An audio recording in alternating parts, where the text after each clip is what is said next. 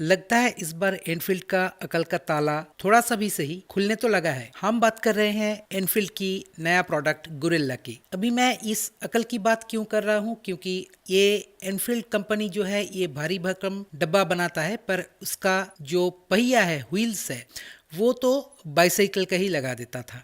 पर अभी इस बार लगता है कि लोगों की मन की बात शायद एनफील्ड को पता चल गया और उन्होंने गुरिल्ला में फ्रंट में 120/70 सेक्शन का और रियर में 160/60 सेक्शन का टायर दे दिया। मतलब कि फ्रंट में 120/70 सेक्शन और साथ में रियर में 160/60 सेक्शन का टायर होने का मतलब है ये सेगमेंट लीडिंग वाइड्थ है फॉर एन इंडियन मोटरसाइकिल। और रिम साइज है 17 इंच का। ये फ्रंट और रियर दोनों का ही सेम है। और फ्रंट और रियर में जो टायर्स दिया गया है ये ब्लॉक पैटर्न टायर्स दिया गया है। कलर्स में भी इस बार एनफील्ड ने बहुत तगड़ा काम किया है। गुरिल्ला में आपको 3 सेगमेंट दिखाई देता है, जैसे कि एनालॉग, डैश और फ्लैश। और कलर्स जो है ये smoke, playa black, gold dip, yellow ribbon और ब्रेव ब्लू। तो a lot of colour and 3 segment. और ये 3 जो सेगमेंट है ये सिर्फ इनका मीटर कंसोल में ही डिफरेंस लाता है। एनालॉग में उनका पहले का जो मीटियर वगैरह का जो एनालॉग मीटर आता था वो आता है, और डैश और फ्लैश में जो नया वाला गोल टीएफटी पॉड आता है वही आता है।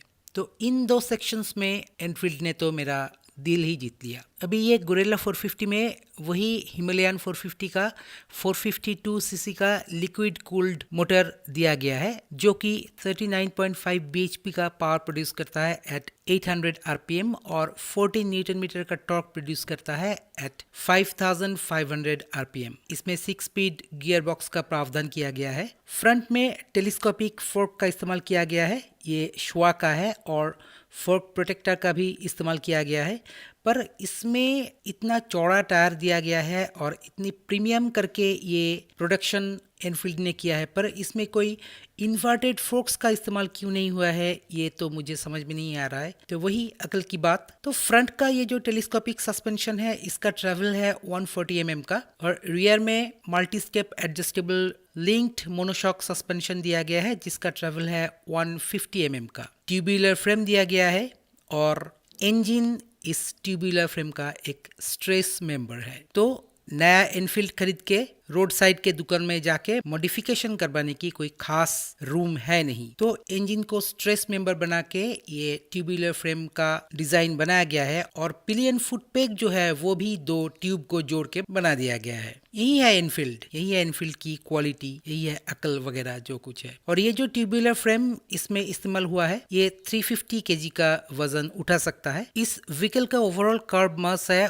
185 केजी का। ये भी मेरे टेस्ट के हिसाब से काबिल तारीफ है। थोड़ा सा तो कम हुआ वजन। अभी ये वेट डिस्ट्रीब्यूशन, मास सेंट्रलाइजेशन कैसे किया गया है ये तो चढ़ने के बाद ही पता चलेगा, चलाने के बाद ही पता चलेगा। फिलहाल के लिए कर्ब मास जो 185 केजी दिया गया है ये तो मुझे अच्छा ही लग रहा है। सीट हाइट जो दिया गया है यह है 780 mm का, मतलब कि मेरे जैसे शॉर्ट राइडर भी इसको आसानी से चला सकता है। मेरा हाइट है 5.6 और I am not an expert rider, तो मेरे लिए सीट हाइट जितना लो रहेगा उतना ही चलाने में कॉन्फिडेंट महसूस होता है। राउंड टीएफटी डिस्प्ले दिया गया है, राइड बाय वायर दिया गया है, राइडिंग मोड्स दिया गया है, डिफेक्टिव जीपीएस नेविगेशन सिस्टम दिया गया है। तो अभी ये मैं डिफेक्टिव क्यों बोल रहा हूँ, क्योंकि इस नेविगेशन सिस्टम को इस्तेमाल करने के लिए आपके फ़ोन को ऑन करके रखना पड़ेगा। भाई अगर मैं फ़ोन को ऑन करके रखूंगा तो इस नेविगेशन सिस्टम की क्या ज़रूरत है, इसे तो ठीक करो। वही अकल, एनफील्ड की अकल। फ्रंट में 310 mm का डिस्क दिया गया है, रियर में 270 mm का डिस्क दिया गया है,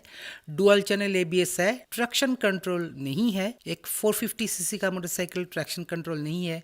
आजकल तो यामाहा वगैरह 150 सीसी में ही ट्रैक्शन कंट्रोल देता है, बाकी 400 सीसी के मोस्ट ऑफ द व्हीकल्स में तो ट्रैक्शन कंट्रोल मिलता ही है, पर इसमें नहीं है। ये एनफील्ड है ना, रॉयल एनफील्ड। स्विच गियर की जो क्वालिटी है ये A1 लगता है मुझे बहुत ही बेहतरीन है, एक क्वालिटी झलकती है। एक्सेसरीज के नाम पर यहाँ पे बहुत सारा एक्सेसरी एनफील्ड के द्वारा ऑफर की गई है इस व्हीकल के लिए, जैसे कि साम गार्ड, ब्रैकेट गार्ड जिसे कुछ लोग लेग गार्ड भी बोलते हैं, बॉडी कलर्ड रेडिएटर ग्रिल, तो ये सब चीजें इसमें एनफील्ड द्वारा दिया गया है। और प्राइस, भाई प्राइस तो दिल जीत लिया। जो इसका बेस वेरिएंट है एनालॉग, उसका एक शोरूम प्राइस निकल के आ रहा है 2.39 लाख अप्रॉक्स। जो डैश वेरिएंट है उसका प्राइस निकल के आ रहा है 2.49 लाख अप्रॉक्स, और फ्लैश वेरिएंट का 2.54 लाख अप्रॉक्स। अभी ये जब इंडिया में लॉन्च हो जाएगा, इंडिया में आ जाएगा, हम देखेंगे, खरीदने जाएंगे, तभी इसका असली प्राइस क्या है ये सब देखने को मिल जाएगा। और चेसिस ब्रेक की जो इशू एनफील्ड का एक लेगेसी रहा है, वो कितना इम्प्रूव हुआ है कि नहीं, ये सब तो अभी 2 साल के बाद ही पता चलेगा जब कुछ यूनिट्स बिकेंगे। तो एनफील्ड की गोरिल्ला 450 इंडिया में आ जाए, हम वेट कर रहे हैं। मैंने जो पॉइंट्स यहाँ पे रेज किया है, खास करके जो नेगेटिव पॉइंट्स यहाँ पे रेज किया है, मतलब कि रेज करने की कोशिश की है थोड़ी बहुत, तो इसके बारे में आपका क्या राय है ये जरूर कमेंट सेक्शन में आके बताइएगा। भाई सच पूछो तो ये सेगमेंट लीडिंग वाइडेस्ट टायर्स, ये कलर स्कीम्स, ये मुझे बहुत पसंद है, पर ये टेलीस्कोपिक सस्पेंशन मुझे समझ में नहीं आया।